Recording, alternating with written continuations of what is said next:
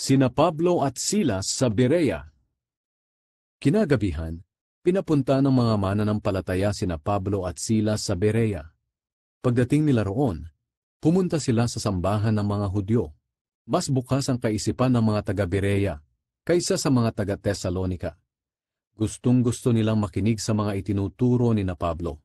At araw-araw nilang sinasaliksik ang kasulatan para tingnan kung totoo nga ang mga sinasabi ni na Pablo.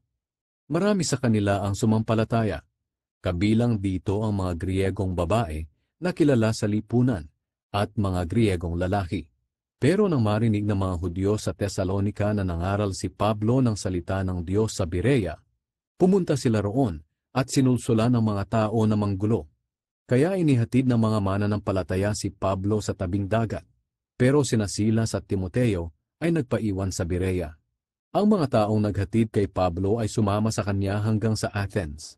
Pagkatapos, bumalik sila sa Berea na dala ang bilin ni Pablo na pasunurin sa kanya sa Athens sina Silas at Timoteo.